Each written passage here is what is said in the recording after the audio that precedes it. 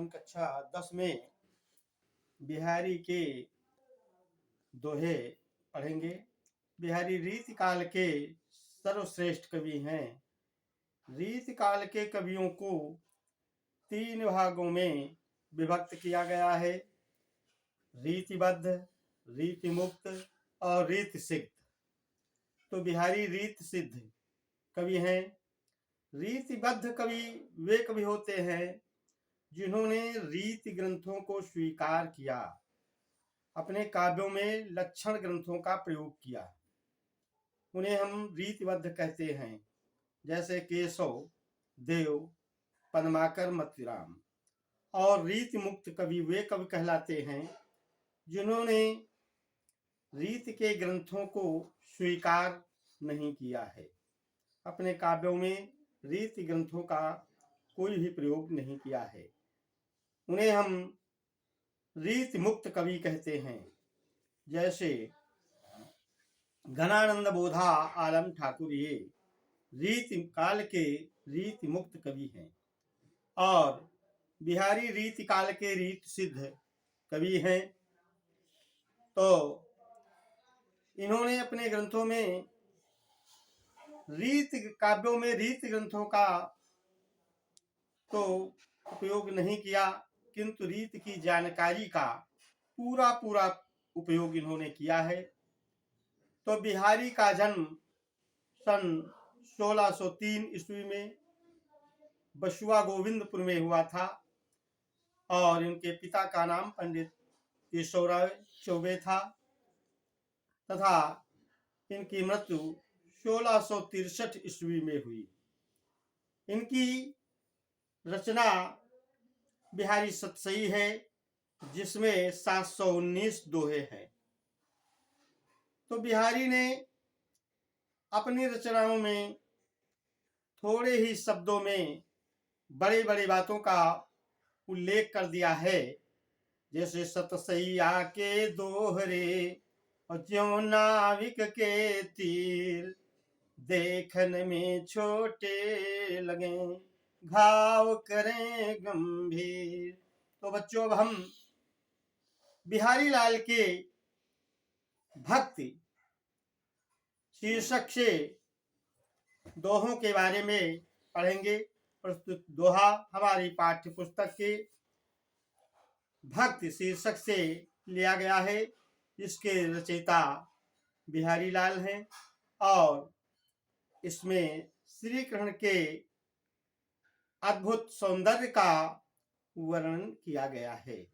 देखिए, मेरी भव बाधा हरो, राधा नागरी सोय, जातन की झाई परे, श्याम हरित दुति होय। मेरी भव बाधा हरो, राधा नागरी सोय। तो इसमें बिहारी लाल जी ने बताया है, कहते हैं कि वो चतुर राधा, नागर माने चतुर, वो चतुर राधा मेरे भव बाधा माने सांसारिक कष्टों का हरण करे, जातन की झाई परे, जिसके शरीर की परछाई पड़ने से श्याम हरित दुति होय। श्री श्याम सुंदर का जो शरीर है वो हरित कांति हो जाता है, क्योंकि राधा का गोरा पीला शरीर है और श्री कृष्ण का श्यामल नीला शरीर है। नीले और पीले रंग को मिलने से हरे रंग का होना स्वाभाविक हो जाता है। कहने का मतलब यह है कवि के कि राधा का शरीर इतना सुंदर है कि राधा के शरीर की सुंदरता की जब परछाई श्री कृष्ण के श्यामल शरीर पर पड़ती है तो राधा के शरीर की सुंदरता के आगे श्री कृष्ण के शरीर की सुंदरता फीकी पड़ जाती है।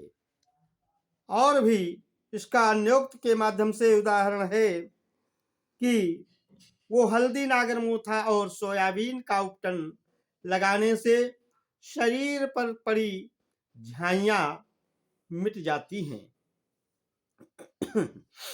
तो अगला देखिए, कहते मोर मुकुट की चंद्रिकन ओ यो राजत नंद नंद, मनु शशि शेखर की यकस किए शेखर सतचंद। मोर मुकुट के चंद्रकन यो राजत नंद नंद, ये दोहा हमारी पाठ्य पुस्तक के भक्ति शीर्षक से लिया गया है। इसके रचयिता कवियर बिहारी लाल जी हैं। तो इसमें बताया गया है कि श्री कृष्ण भगवान जो है कैसा मुकुट सिर पर धारण करते हैं।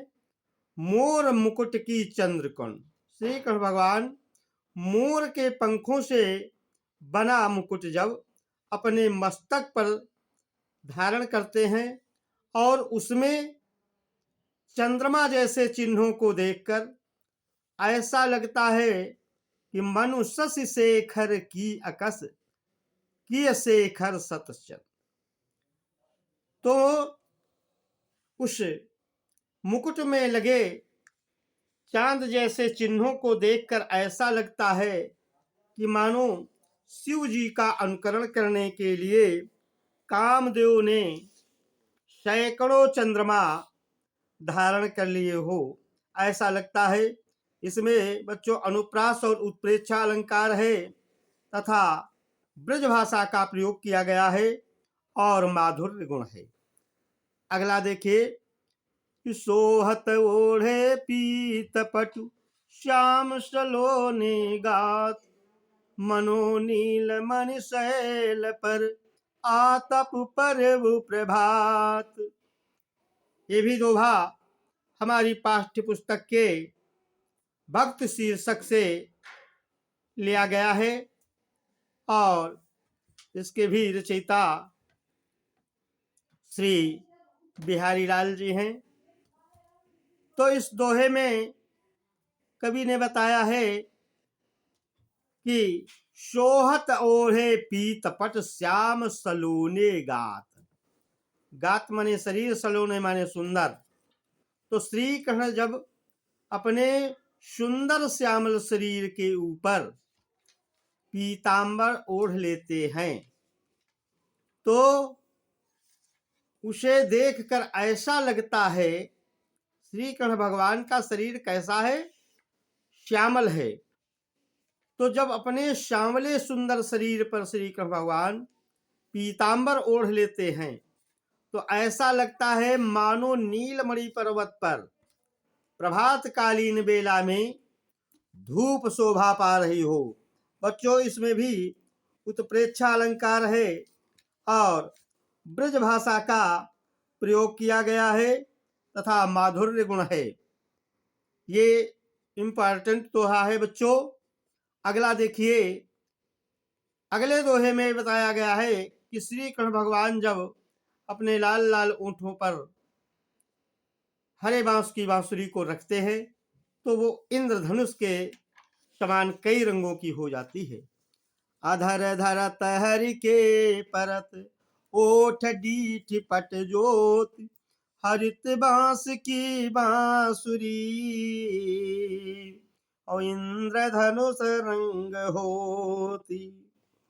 श्री कृष्ण भगवान जब बंसी बजाते हैं तो उसे अपने ओंठों के ऊपर रखते हैं तो उस हरे बांस की बांसुरी पर श्री कृष्ण भगवान के ओंठों की और दष्ट की तथा वस्त्र की जब कांति पड़ती है तो हरित बांस की बांसुरी इंद्रधनुष रंग हो। तो वो हरे रंग की बांसुरी जो है इंद्रधनुष के रंग की दिखाई पड़ने लगती है।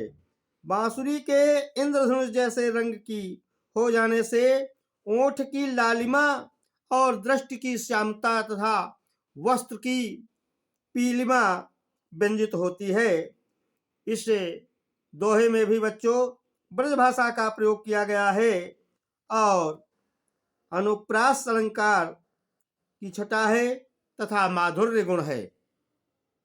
अगला देखिए, अगला दोहा है जिसमें बिहारी लाल जी ने बताया है कि भक्त जैसे ही जैसे श्री कृष्ण के प्रेम रूपी रंग में डूबने लगता है, वैसे वैसे उसका मन उज्जवल एवं पवित्र होता जाता है।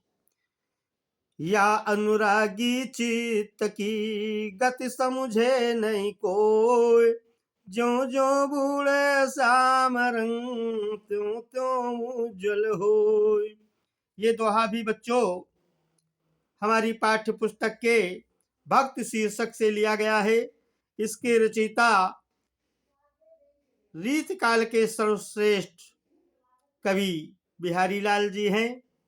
तो इसमें कवि कहता है कि कृष्ण के प्रेम रखने वाले मेरे मन की गति को कोई जान नहीं सकता है। या अनुरागी चित्त की, अनुरागी माने प्रेम करने वाले, चित्त की माने मन की, गति समझे नहीं कोई, श्री कृष्ण से प्रेम करने वाले मन की गति को कोई समझ नहीं सकता है, क्योंकि यह श्री कृष्ण से प्रेम करने वाला मन ज्यों ज्यों बूढ़े श्याम रंग त्यों त्यों उज्जवल होय। जैसे ही जैसे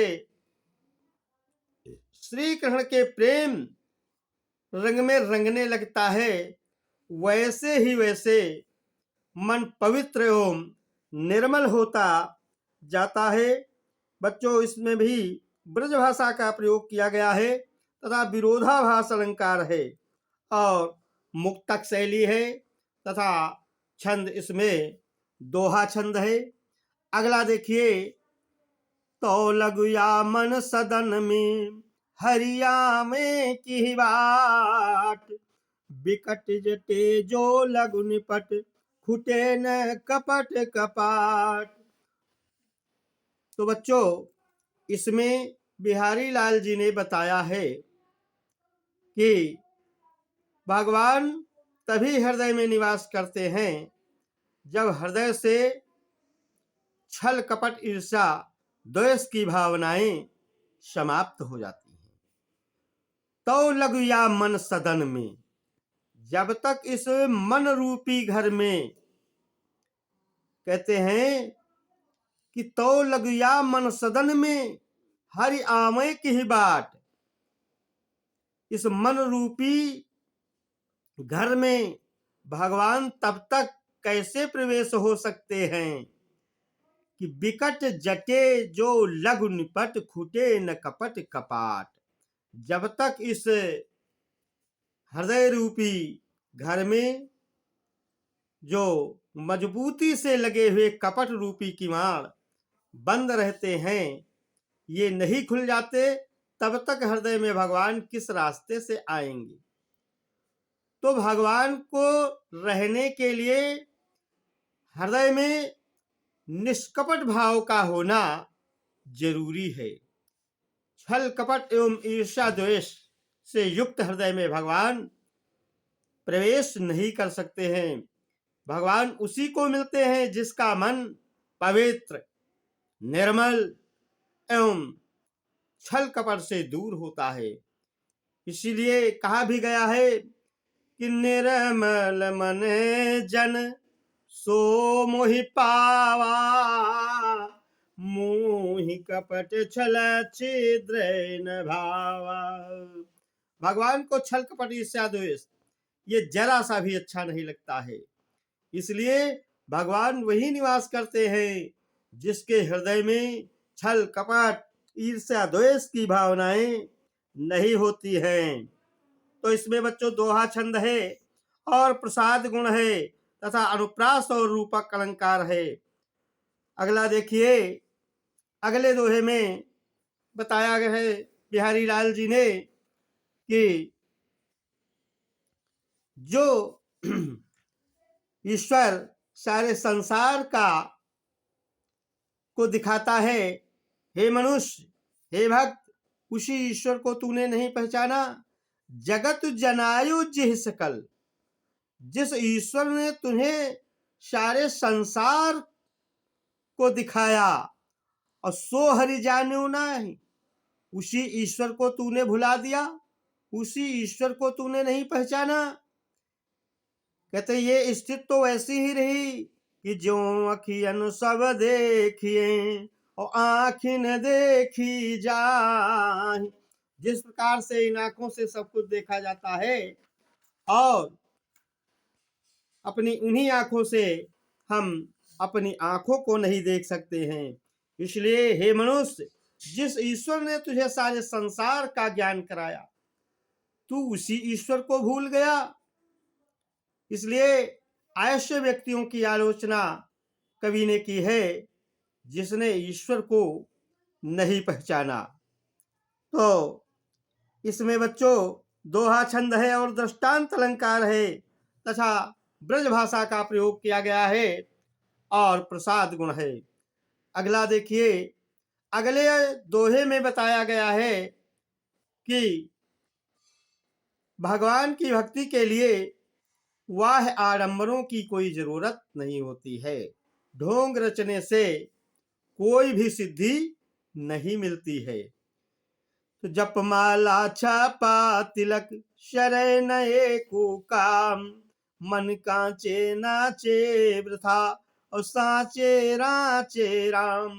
ये दोहा भी हमारी पाठ्य पुस्तक के भक्त शीर्षक से लिया गया है और इसके रचयिता बिहारी लाल जी हैं। तो इसमें कवि ने बताया है किसी भी सिद्धि को सिद्ध करने के लिए वाह आडंबरों की जरूरत नहीं होती है। तो कहते हैं कि भक्त के मार्ग में वाह आडंबरों जैसे संसार को दिखाने के लिए जप करना, माला फेरना है, तरह तरह के छापे लगाना, तिलक लगाना मस्तक पर, शरण एको काम, इनसे कोई भी कार्य सिद्ध नहीं हो सकता है। तो मन कांचे नाचे वृथा, जब तक तुम्हारा मन कच्चा रहेगा इधर उधर व्यर्थ में नाचता रहेगा। इसलिए हे मनुष्य, साचे राचे राम, तू सच्चे दिल से भगवान का भजन कर, इसी में तुम्हारा कल्याण हो सकता है। इसमें बच्चों दोहा छंद है और प्रसाद गुण है तथा शांत रस है और ब्रजभाषा का प्रयोग किया गया है। अगला शीर्षक देखिए हमारी पाठ्य पुस्तक में है नीति। नीति के बारे में बताया गया है कि नीति के दोहों में बिहारी लाल जी ने क्या बताया है कि दुसाह दुराज प्रजानुको, क्यों न बढ़े दुख दंदु, अधिक अंधेरो जग करते, मिलिमावसर विचंद। यहाँ पर दोहरे शासन के विषय में बताया है कि दोहरा शासन जो होता है वो असहनीय होता है। तो प्रस्तुत दोहा हमारी पाठ्य पुस्तक के नीति शीर्षक से बच्चों लिया गया है और इसके रचयिता रीतिकाल के सर्वश्रेष्ठ बिहारी लाल जी हैं।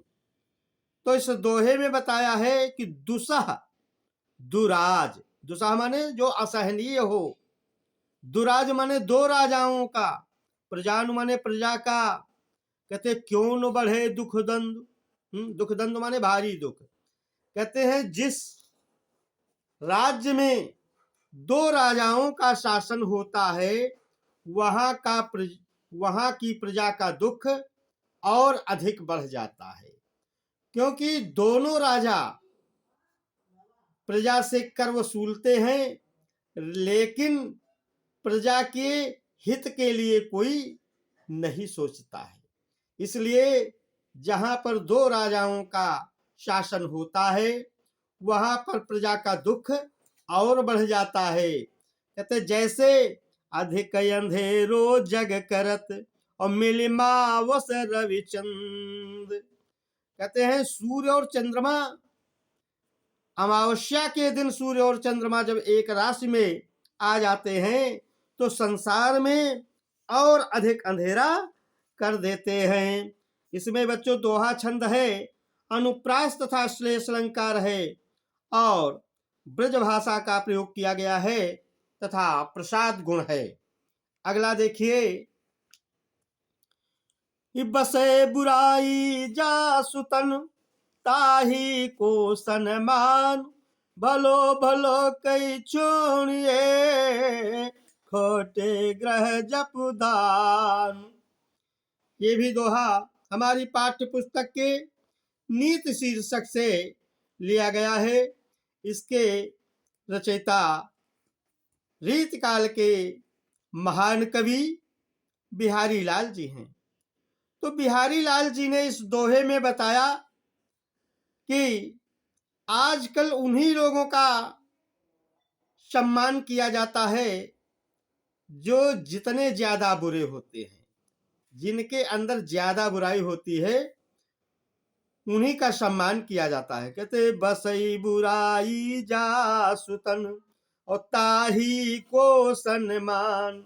जिस व्यक्ति के अंदर जितनी ज्यादा बुराई होती है, उसी का संसार में सम्मान किया जाता है, क्योंकि जानते हैं कि ये बुरा व्यक्ति है, अगर इसका सम्मान नहीं करेंगे तो ये हमारा नुकसान कर देगा। और भले लोगों का सम्मान इस संसार में नहीं होता है। यह संसार की विलक्षण नीति है। कहते भलो भलो कई छोड़िए और खोटे ग्रह जपदान। सज्जन व्यक्ति को सज्जन कह करके छोड़ दिया जाता है, और जो खोटे होते हैं ग्रह, उनके लिए लोग जाप करवाते हैं, दान देते हैं। जैसे बृहस्पति और चंद्रमा शांति प्रकृति के ग्रह हैं, इनके लिए कोई जपदान नहीं किया जाता है। राहु केतु ये अनिष्ट ग्रह होते हैं, इनके लिए लोग जाप करवाते हैं, दान देते हैं। ऐसे ही कहते हैं आजकल संसार में जिसके अंदर बुराई ज्यादा होती है, उसी का लोग सम्मान करते हैं, क्योंकि उनसे सबको भय रहता है। और जो लोग सज्जन होते हैं, उनको सज्जन कह करके लोग छोड़ देते हैं, जानते हैं हमारा इनसे कोई नुकसान नहीं होने वाला है, इसलिए उनका संसार में सम्मान नहीं किया जाता है। तो बच्चों देखिए, इसमें दोहा छंद है और ब्रज भाषा का प्रयोग किया गया है तथा प्रसाद गुण है। अगला दोहा देखिए बच्चों, अगले दोहे में बताया गया है मनुष्य और पानी के नल के जल की स्थिति एक जैसी होती है। कहते नर की अरु नल नीर की गति एक कर जोय, जे तो नीचो हुई चले ते तो ऊंचो होय। नर की अरु नल नीर की। बिहारी लाल जी कहते हैं कि मनुष्य की और पानी के नल के जल की गति एक कर जोय, दोनों की स्थिति एक जैसी होती है। कहते जे तो नीचो होई चले ते तो ऊंचो होए। नल जितना नीचे तक आप दबाएंगे, जल की धारा उतनी ही तीव्र निकलेगी और जल भी स्वच्छ होगा। ऐसे ही मनुष्य जो नीचे झुककर चलेगा या नम्र होकर चलेगा, वह उतना ही महान बन जाएगा। तो मनुष्य और नल के जल की स्थिति एक जैसी बच्चों बताई गई है। तो बच्चों इसमें मनुष्य के स्वभाव का सुंदर चित्रण किया गया है तथा दोहा छंद है, उपमा अलंकार की छटा है और ब्रज भाषा तथा प्रसाद गुण है। अगला दोहा देखिए बच्चों, बढ़त बढ़त संपत्ति सलिलु मन सरोज बढ़ जाए, घटत घटत सुन फिर घटे बरस मूल कुम्हिलाए।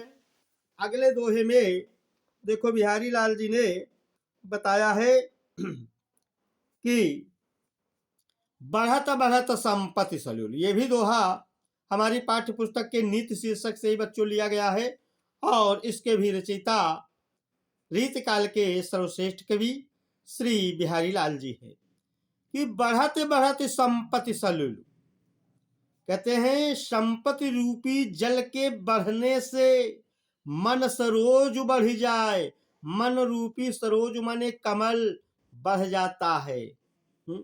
जैसे तालाब में जल का स्तर जब बढ़ता है तो कमल भी बढ़ता चला जाता है, और जब जल घटता है तो फिर कमल घटता नहीं बल्कि वो सूख कर नष्ट हो जाता है। ऐसे ही जब संपत्ति रूपी जल बढ़ता है तो मन रूपी कमल बढ़ता जाता है। लेकिन घटत घटत सुन फिर घटे और बरस मूल कुम्हिलाए। और संपत्ति के घटने से फिर व्यक्ति के ठाट बाट इनमें कमी नहीं आती है। फिर चाहे वो खत्म क्यों न हो जाए, गरीबी झेलते झेलते, लेकिन उसकी शौकीनी में ठाट बाट में कमी नहीं आती है। जैसे संपत्ति रूपी जल के बढ़ने से मन रूपी कमल बढ़ जाता है, और फिर संपत्ति रूपी जल के घटने से फिर वो मन रूपी कमल घटता नहीं है, चाहे फिर वो सूख कर जल सहित समाप्त क्यों न हो जाए। तो बच्चों इसमें रूपक और श्रेष्ठ अलंकार है, ब्रज भाषा का प्रयोग किया गया है तथा दोहा छंद है और प्रसाद गुण है। अगला देखिए, अगले दोहे में बच्चों बताया गया है कि अगर मित्रता को गहरी बनाए रखना है चाहते हो तो फिर पैसे का लेन देन मत करो। जो चाहत चटक न घटे मैलो हो न मीत, और रज राजस न छुआई तो नेह चीकनु चित। अगर तुम चाहते हो कि हमारी मित्रता की चटक माने चमक न घटे और मैलो हो न मित्र, और मित्रता में मैलापन भी न हो, अर्थात मित्रता हमारी कम भी न हो, मित्रता की चमक सदैव बनी रहे, तो रज राजस न छुआई तो नेह चिकने चित्त। इस नेह से चिकने चित्त रूपी दर्पण को तुम रज राजस न छुआई, धन संबंधी धूल से बचा लो। कहने का मतलब जिस प्रकार से तेल से चिकने दर्पण को धूल से बचाया जाता है, ऐसे ही स्नेह से प्रेम से चिकने मन रूपी दर्पण को तुम धन संबंधी धूल से बचाए रखो, तभी तुम्हारी मित्रता की चमक कम नहीं होगी और मित्रता फीकी नहीं पड़ेगी। अगर तुमने मित्रता के हो रहते हुए धन का लेन देन किया तो समझ लो फिर तुम्हारी दोस्ती खत्म हो जाएगी। इसलिए दोस्ती अगर पक्की रखना चाहते हो तो फिर तुम धन संबंधी लेन देन ना करो। तो बच्चों इसमें भी देखो बताया गया है कि धन के लेन देन में स्वार्थ परता हो जाती है, जिससे मित्रता बिगड़ जाती है। तो दोहा छंद है, इसमें रूपक और श्लेष अनुप्रास अलंकार है तथा ब्रज भाषा का प्रयोग किया गया है। बुरो बुराई जो तजे तो चित खरो डरात, जौन कलंक मयंक लखी गने लोग उत्पात। ये भी दोहा हमारे पाठ्य पुस्तक के नीति शीर्षक से लिया गया है बच्चों, और इसके भी रचयिता बिहारी सर्वश्रेष्ठ कवि श्री बिहारी लाल जी हैं। तो बिहारी लाल जी ने इस दोहे के माध्यम से बताया कि बुरो बुराई जो तजे तो चित खरो डरात। बुरा व्यक्ति अगर बुराई को त्याग भी देता है तो लोग उससे भय मानते रहते हैं, डरते रहते हैं। कहते जो निकलंक मयंकुलक, जब कभी निष्कलंक चंद्रमा को लोग देखते हैं तो भी कहते हैं कि अब कोई उत्पात होने वाला है। तो बच्चों इसमें देखिए दोहा छंद है और ब्रज भाषा का प्रयोग किया गया है तथा प्रसाद गुण है। अगला देखिए, स्वार्थ सुकृत न श्रम वृथा, देख विहंग विचार, बाज पराए पान पर, तू पक्षी न मार। हे बाज पक्षी, जरा तू विचार कर देख, तू जिस पक्षी को मार कर ले जाता है उससे तुम्हारा कोई स्वार्थ सिद्ध नहीं होता। स्वार्थ और सुकृत, सुकृत माने पुण्य, इससे तुम्हारा कोई पुण्य भी इसमें नहीं मिलता है, और न श्रम वृथा, तुम्हारा श्रम बेकार चला जाता है। हे बाज पक्षी, जरा तू विचार कर देख कि तू जिस पक्षी को मार कर ले जाता है उसमें तुम्हारा स्वार्थ सिद्ध नहीं होता है और ना ही कोई तुम्हें पुण्य मिलता है। तुम्हारा श्रम बेकार चला जाता है, क्योंकि तू जिस पक्षी को मार कर ले जाते हो बहेलिया उस पक्षी को खा जाता है। इसलिए हे बाज पक्षी, बाज पर आए पानी पर, तो तू पक्षी न मार। इसलिए हे बाज पक्षी, तू दूसरे के हाथों में पड़कर अपने जैसे पक्षियों को मत मार।